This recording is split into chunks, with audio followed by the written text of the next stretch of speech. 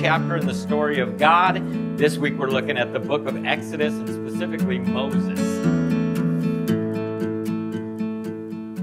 Okay, so this is one of those stories, both Glen and Jake. By the way, if you haven't met Jake, Great this time, is Jake McGregor. Jake McGregor, who has been a longtime fixture around First Baptist. I remember interviewing Jake. Is that right? Yeah. Don't you remember that, Jake? I've been interviewed a few times. In this Have you? His original interview was up at Donner Lake. He was on staff up in Truckee. And, That's right. Yep. And then I interviewed you at the Teen Center when we were looking at bringing you on there. Yep.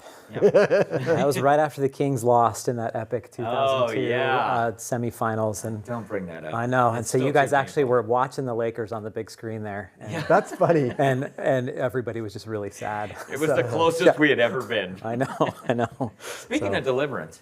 I know. Yes, they need Deliver it. They our need a basketball savior. team, would you? Yep. Hey, so we're talking about the story of Moses, and this particular passage of Scripture, Glenn, which you talked about on Sunday, and Yeah. the chapter we've been reading this week, is filled. Yeah, with a lot. Moses floating down the river and pulled out by the daughter of Pharaoh, all the way to a burning bush encounter, a murder in the sand. Right. Then you've got obviously plagues, Yes. and it's almost like it should be a Hollywood movie. It should be, yeah. Absolutely. A it long should. one, too. Yeah, absolutely. And you showed that. As you were looking at this whole story, it's a mass. You're trying to pull together this Yeah. cohesive theme. How did you think through that? Well, it was a little difficult, obviously, because we tend to want to focus on the details. Yeah. But the reality is, this is a story that just the overall story of God's deliverance of an oppressed and hurting people really is the heart of it. I mean, it's good to go back and talk about the details or the minutia of the Scripture, but I think you really have to understand the big idea of this story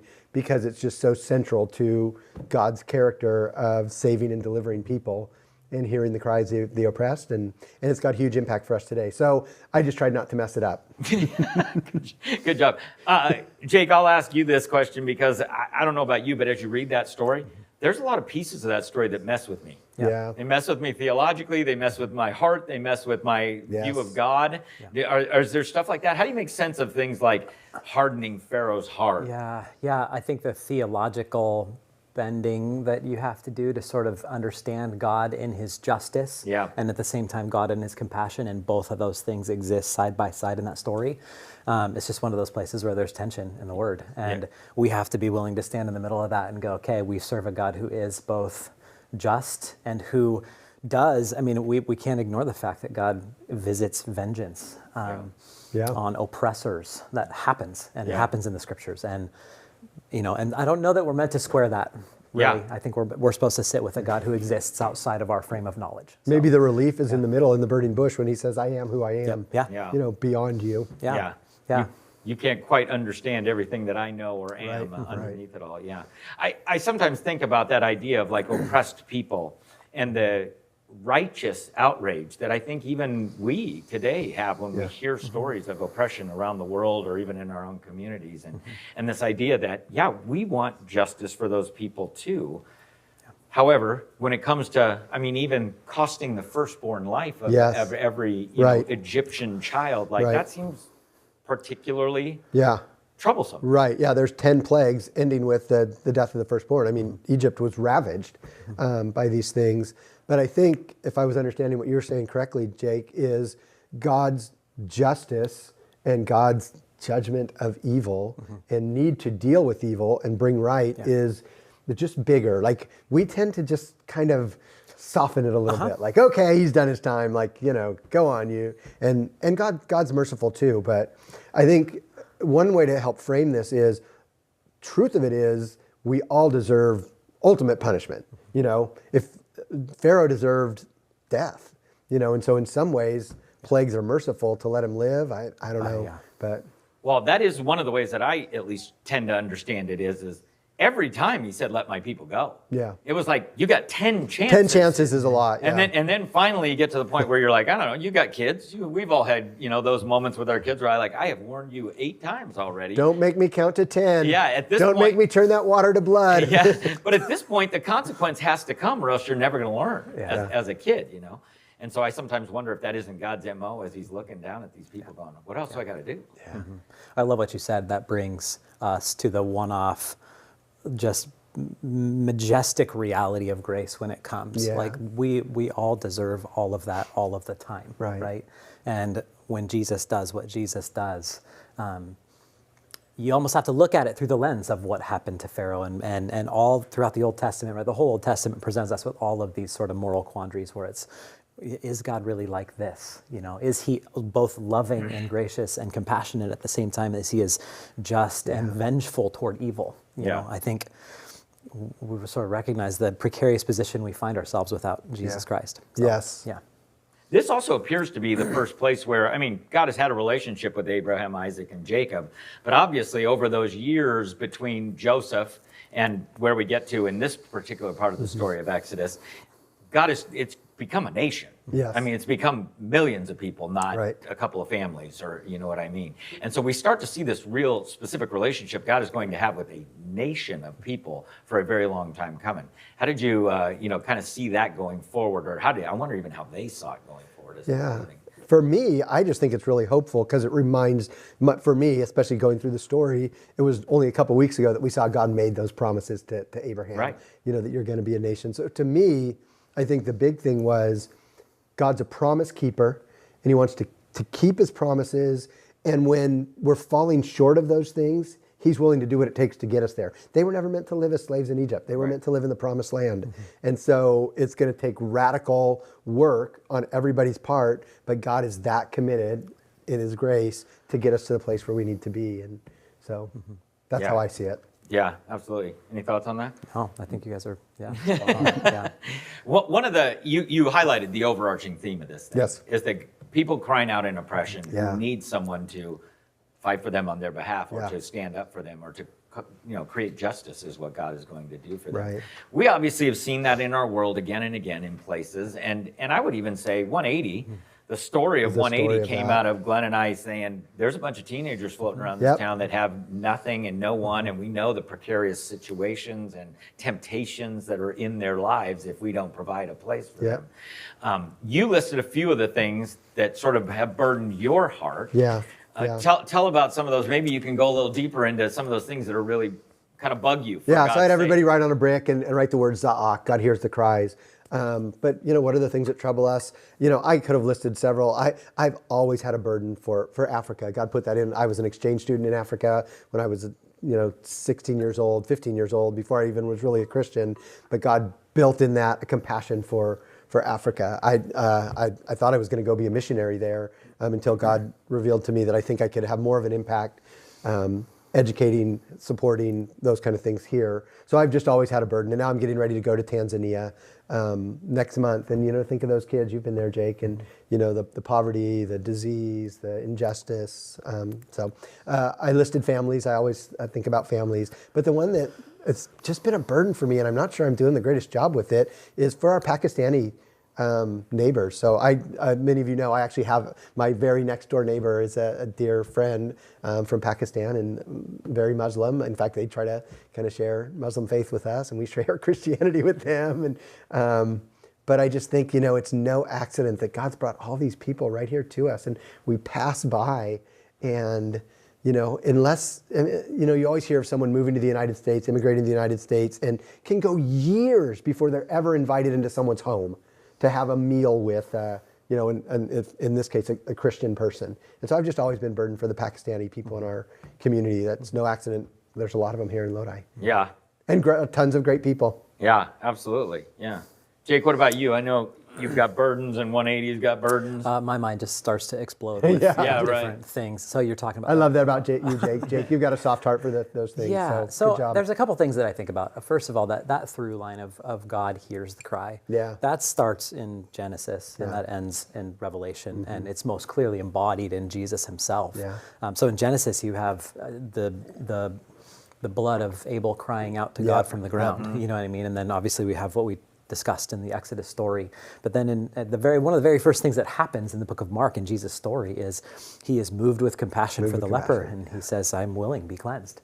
And so I feel like any time, Jesus shows us how to embody the heart and the nature of God, right? That's part of the point of coming in the flesh. And so he shows us what it means to live out the nature of God, the image of God, in concrete reality, and that's the way he does it. He's moved with compassion time and time again. So for me, anytime we find ourselves moved with compassion, when we see something and we're moved in the guts, right? That's what that word moved with compassion means. Move. Splanknizomai means moved in the guts. Anytime your stomach hurts when you see something happening, that is the embodiment of the Holy Spirit in your life, and so you should pay attention to that. And you should say yes when you're moved. I feel like anytime you're moved with compassion, you should attempt to say yes, right? Or ask who is saying yes, and or at the very minimum, pray and seek out those resources. I'm a big believer in say yes to God when you find yourself embodying the movement of the compassion of God in that that moment. So you talked about the Pakistani community just the other day, where that Central Street house that I talked about on Sunday, this kind of new development that we have at 180, we're excited about it. I've been out there cleaning the yard and trying to just, create a new environment there. And there's this Pakistani dude that's coming down the street. I'm assuming he was Pakistani because most of them over there are. He's coming down the street and he's just scowling at me, right? And I'm like, oh gosh, I've entered someone else's territory here. And from way down the street, he's just staring at me. Claim? Yeah, exactly. And he's got a bag and he's carrying a water toward me, and I'm like, oh gosh, and he's walking right up to me, and I got my weed eater, so I, pull my, earphones out, and I'm like, hey, and he walks up to me and he hands me the bottle of water, and he goes, he makes motion, he doesn't speak English, but like the you're thirsty motion, this is for you, not for me. And I was like, oh gosh, we are right where we need to be in this community. And that being there in that community, in that neighborhood, was a response like this. It was a response to the crying out of the people of Lodi. 10 years ago, I could keep going, but 10 years ago we had this move in our community. We need to do something about gang crime here. Young kids are dying.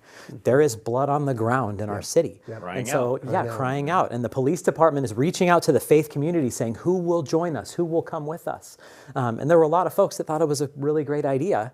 But, I'm sitting there with, someone like Glen, and I'm feeling it. I'm being moved in the guts. And we're like, okay, we're this little organization with a staff of 4, and a budget of $180,000 a year. Yeah.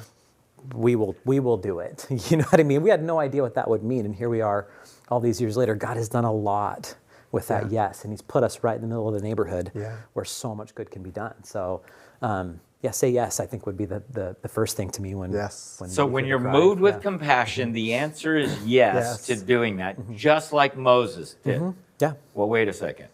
Moses said, here am I, send someone else. Yeah. Isaiah said, here am I, send me. Moses said, I don't think you got the right guy. After moving out of the region and into someplace else. That burning bush experience is one that is fascinating to me. Like that idea that you would go back again and again and again to that moment in your mind, the moment you face discouragement, disillusionment, any kind of resistance or whatever. What do you do? How do you get people to cross that line because I think not only regular people, but even people in ministry like us, like you said a second ago, I don't know if I'm doing a great job of it. Sometimes we're just hesitant. How do you get over the hesitancy? I think when God moves you, you want to take some steps. And even if it's not, share it with a friend. Write it in a journal. Put a note in your Bible. Something that marks that. I actually heard a talk at a global leadership summit on I don't even remember what it was, but what moves you with compassion. And kind of out of the blue, I wrote gangs in Lodi. And like 6 months later, the police were reaching out like, hey, they're so, what I did, I wrote it in my Bible and I kept it. I think I took home a rock and put it on my desk or wherever. And you reached into your deep history of gang violence that you had participated in, right? I wasn't even that knowledgeable about it. But I remember, that to me, you say yes, right? And if you don't, and the Lord has this for you, he has a way of coercing. You know what I mean? That's so many of the really beautiful things that have happened. At first, my story here at First Baptist at 180 have been that type of journey where it was like, maybe I don't think that's for us. Right now we've got a new sort of mission location in Stockton, and I said forever, Stockton's not for us. That's for Stockton. Stockton needs to raise up people to deal with Stockton. 180 doesn't need to be there, and here we are. And it's that same type of thing. We've that cry has constantly come up for North Stockton and some what's going on there. But I remember another time I was sitting with Glen. You might have been there. This is early on at First Baptist. We were at a Promise Keepers convention. Yes. I was. I'm both embarrassed and brokenhearted by it. Oh no! It's to me that because I was moved. Being in the presence of someone else who was being moved. Somebody was speaking about Africa. It was Bruce Wilkinson, I think. Yep, was speaking about what's going on in Africa. And he talked about how his heart had been ripped out of his chest and planted in Africa. And I'm sitting and I just, right next to me, Glenn he's feeling all the feels. You know what I mean? I looked over and Dane looked over and we're like, we don't really know what to do. What's going on with Glenn? Yeah, I mean, I don't mean it like, but no, it's all right. He burst out in like tears. I mean, it was like, I feel moved for this. And First Baptist now has a rich history of a really deep commitment and involvement on the entire African continent, specifically Lesotho, but beyond, and so much good has happened from that. Yeah. So, just and that was scary at the time. HIV was still kind of a little bit more controversial topic, and I was not in a position of senior leadership, and it was just a scary thing. But I felt really compelled and hurt. That's if I've ever heard the cry of people, it's then. Yeah, that was a moment. I sometimes think that Moses situation is really about taking one step at a time. Go back to Egypt, stand in front of Pharaoh, tell him this, go back, throw down your rock, all the things. But it's just really, I don't think Moses had the big picture that there was going to be 10. Right. I don't think that Moses had the big picture that there was going to be a giant Passover. I don't think that Moses had any idea he would be standing on the edge of the Red Sea and hemmed in on one side. Well, think about it. Take this stick. Yeah, right. And you'll see my wonders. I mean, I know it's more than that, but it's very vague, right? It's very like, I'm just going to need you to go. The same calling goes out to Abraham. Come to the place that I will show you. That I'll show you. What is that place? I'm going to need. If you're a person who needs lots of steps and you sort of need the plan, if you're a 3 and 5 and 10 year vision person, like the Christian story is going to challenge you a little bit. You know what I mean? They had no Google Maps. They didn't know where he was going. But sometimes it is just as simple as taking the next step, and maybe it is praying the prayer or putting the rock on your desk or taking the first meeting with the police department about gang violence, and not knowing where it's going to lead. And that's okay. We can leave that handily in God's, trustworthy in God's hands. Not to be too far off or make this too much about us, but, it's really so fun to be a part of God's work. I mean, I'm sitting here with you guys right now, and it was a journey to get all of us into the roles that we're in now. And there's no guarantee that this is a forever role, but even you being here and you being where you are and me still being here, it's been a story of, okay, God, I'll do that. And God, in his mercy at just the right time, has got us to the place. So I'm just kind of humbled thinking about that. Yeah, totally. I remember standing in the backyard of the 180 when you were kind of going through that journey of, sort of maybe potentially even leaving ministry, and then being redirected back into it, into this little church plant, and and now here you find yourself, back here, and God's doing beautiful things. So. Yeah, you take one step at a time, and when God calls you, in a lot of ways, and these people know, we have been called to vocational ministry. That's part of who we are. Right. I'd like to say no, I could make more money elsewhere, but at the end of the day, I knew it was where He wanted me, and so you step through that when it happens. One of the things that messed with me a little bit was your car and car battery. Right? I know. Just the kind of oppression that's happening, whether it's in modern day slavery, whatever that looks like around the world. And it's hard to get our head around that. I know, my church was up in the kind of Elk Grove area, which is very close to South Sacramento. And that Mack Road exit right there on 99 is basically the crossroads of sexual trafficking. I know. That's what. And so it's a troubling statistic. We were a part of a organization that helped create a place that took in a safe house. Yeah, it was a safe house for young ladies. It was one of those places that nobody could know the location of. It was like when we went there, we were sworn to secrecy in terms of knowing where the location was. But there's those moments where you hear of unspeakable pain and horror, and I think we feel helpless in those. The ones that are unspeakable, if that makes sense. Right. Or just the scope of it, however many million it is, 36 million was the stat I used, but I'm sorry, I love the story that came out of this church from someone beside us that was in India and basically met this little girl that was in endangered servitude, and her only hope was to go to school.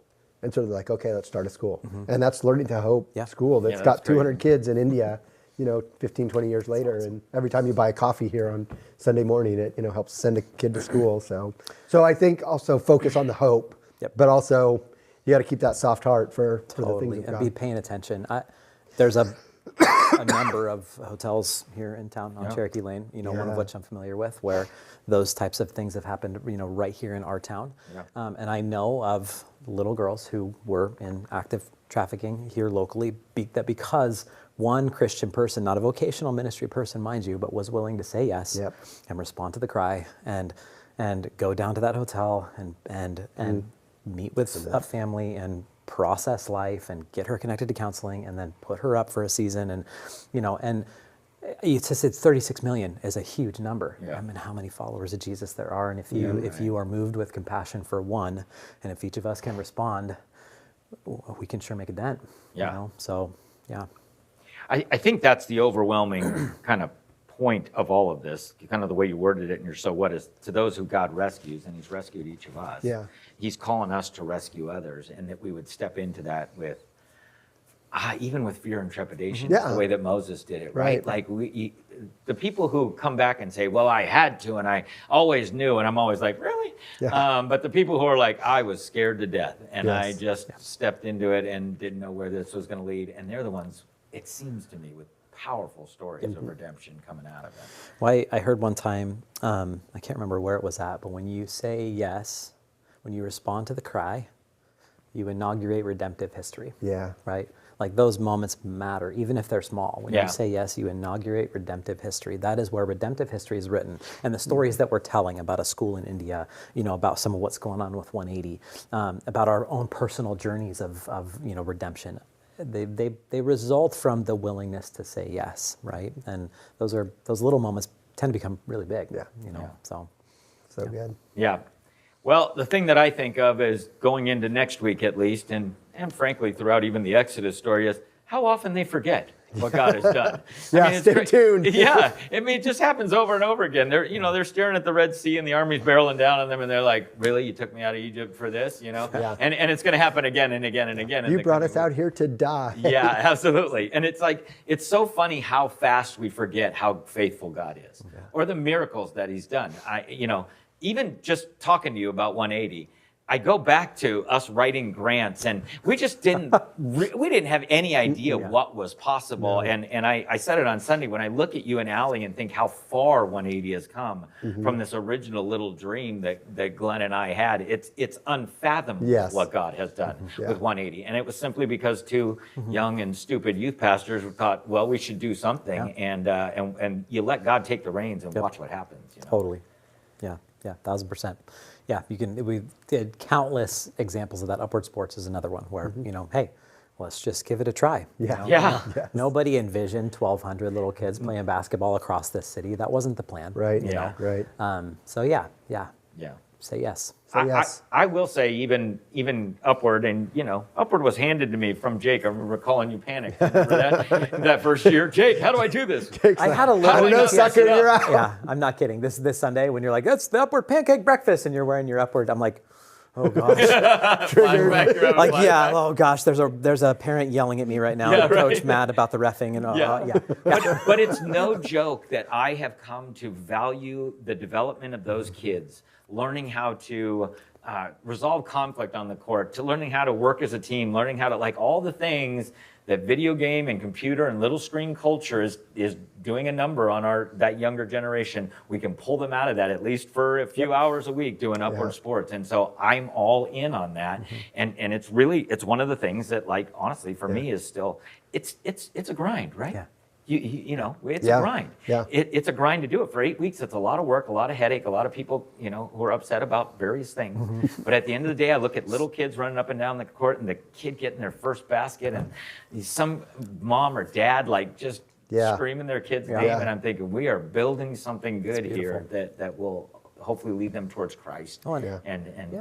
Every person that volunteers for Upward, because it takes an army to make that happen, just like any of these ministries, that's when you responded and you said yes to reffing. You know what I mean? Like, I realize it's not on the level of some of the real deep, severe societal issues that we're talking about, trafficking and things, but you're responding to that one student who will connect with you in that one moment, and they will meet their own life in the real world and not in social media or on screens, and they're experiencing the thrill of that moment, and that opens up myriad possibilities for what's next for those kids. You know what I mean? So volunteer, say yes to the little things, you know, they matter so much, you know. I want to follow up on that. Now you said this already, Jake, but let me just say it again. You know, when we sit around here and we talk about, you know, we're in vocational ministry, so we've seen programs that have come out. You know, a lot of people are like, I can't start a sports program. I don't know how to do a teen center. Say yes to your neighbor. You know, reach out to the person across the street, care for the elderly, you know, befriend the lonely, whatever it is. You don't have to start some big ministry. That's rare. But coach 9 third and fourth grade girls. That's all you got to do. Yeah, but sometimes those things they're meaningful. They're meaningful to people, to families, and to eternity. Make a friend with the Muslim family on your street. Totally. Yeah, absolutely. Yep. For me, the really powerful things that are going on in my life that I would say are ministry and our responses to what God is doing, they're not necessarily even the programmatic things. They're the relationships that I have that have carried for 25 years because we met, you know, around a ministry in the park, you know what I mean? And we're like, hey, we're having a conversation now. And now we've walked with each other through deaths in the family and, you know, divorces and like, when you say yes to relationship, you know what I mean? That those things matter. So, there's no little yes in the kingdom of God. I don't think. You know what I mean? So, but Moses' little yes allowed, you know, the Red Sea to part. And by the way, if you have not watched The Prince of Egypt, thank you. Yeah, it really is an epic movie from 25 years ago. Your kids will love it. It's well done, beyond well done, and you will really enjoy it. But I can't help have the cinematic experience when I think of Exodus and them standing. I just can only imagine Moses walking through the middle of the Red Sea, looking to the left and to the right, where it says in the scriptures, it says the winds held the water back, you know, and him thinking maybe flashing back to the burning bush, but maybe flashing back to all the way back to running out of Egypt and heading towards Midian and shepherd for all those years and thinking, I can't believe this is happening right now. Well, even flashing back to that moment when he sees the person being beat, you know what I mean? And that Moses had lived his entire life up to that point, you know, kind of for himself and kind of in the lap of privilege, luxury. I mean, that's the assumption. And that one moment, I mean, that was kind of the first yes. The first yes was a little yes, you know, hey, knock it off. You know, stop doing that. And that triggered this cascade of events that, you know, would end in the parting of the Red Sea, you know. So, a single cry of oppression that led cry. to, you know, 2 million people crying out and God moving on their behalf. It's good. That is the story for this week. We are going to take a look at the saga of Moses continues and the people wandering through the wilderness and all of that next week. Hey, any parting shots, anything that God's doing at 180 that you want to tell us about that you're excited about? I mean, obviously that Central House is really fun, kind of new season. One of the things that I would say I have a real burden for right now, especially, is young men coming out of high school, that they would embrace sort of this historical, biblical kind of manhood, that they would grow into the men that God needs to say yes, honestly, on some things. And so I'm really kind of all on board for that gap year type initiative. Yeah, I walk through the upstairs apartment in this duplex. If you ever want to visit it, I'm happy to show anybody. I'm doing tours all the time.